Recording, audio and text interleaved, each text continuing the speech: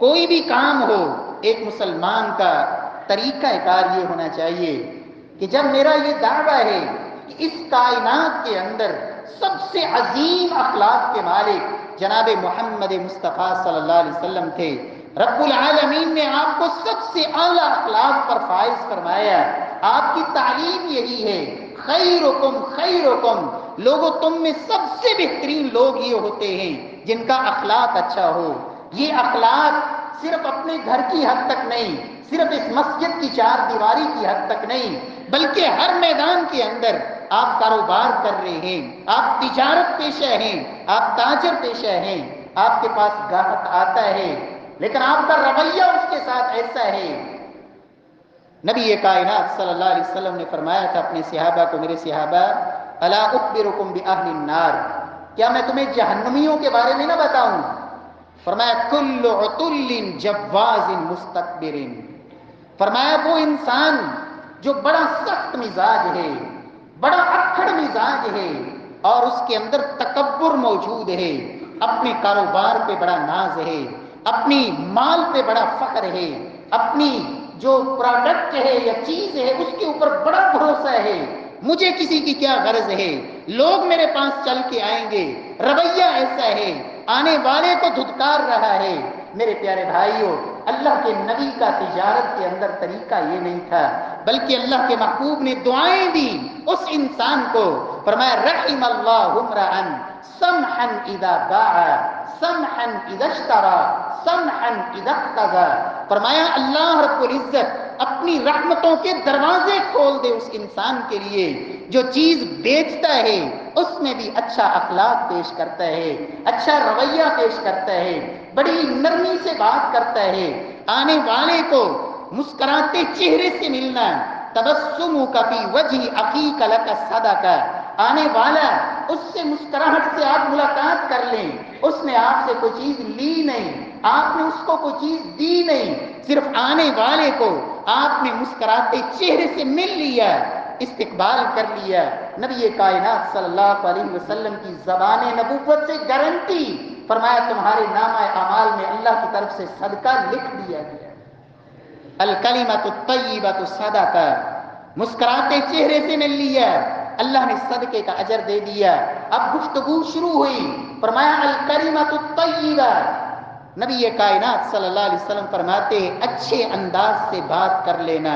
اچھی گفتگو کر لینا، اچھی بات کر لینا، اچھا پیغام اور میسج دے دینا۔ نبی کائنات صلی اللہ علیہ وسلم فرماتے ہیں یہ بھی اللہ کی طرف سے تمہارے نامہ اعمال میں صدقہ لکھا گیا۔ اللہ رب العزت توفیق نصیب فرمائے کہ نرمی کے ساتھ، اچھے اخلاق کے ساتھ، محبت کے ساتھ چیز لے بھی، چیز دے بھی، بائع اور مشتری، چیز خریدنے والا، چیز بیچنے والا، نبی کائنات صلی اللہ علیہ وسلم نے دعا دی، فرمایا جو اپنے اس کاروبار کے اندر نرمی کو غالب رکھتا ہے، اچھے انداز سے بات کرتا ہے، پیارے پیغمبر صلی اللہ علیہ وسلم نے فرمایا لوگوں تم سے پہلے لوگوں میں ایک شخص تھا جس سے لوگ چیزیں لیتے تھے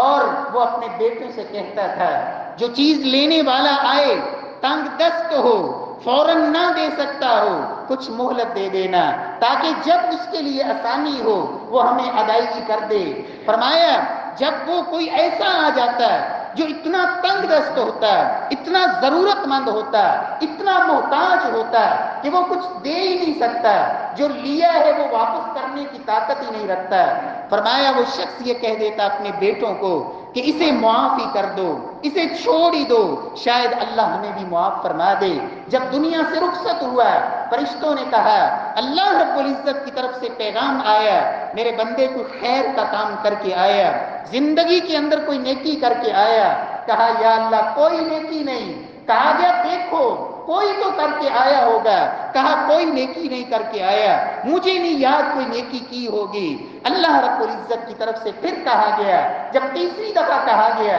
اس نے کہا ہاں ایک عمل تو تھا کہ میں جب کوئی چیز لیتا تھا، جب مجھ سے کوئی قرض طلب کرتا تھا یا کوئی چیز لے کر میں مہلت دے کر نہ واپس کر سکتا، معاف کر دیا کرتا تھا۔ نبی کائنات صلی اللہ علیہ وسلم فرماتے ہیں قال اللہ تعالی، اللہ رب العزت نے فرمایا انا احق بذا منک تجاوزوا عن عبدی، رب العالمین نے فرمایا میرے فرشتوں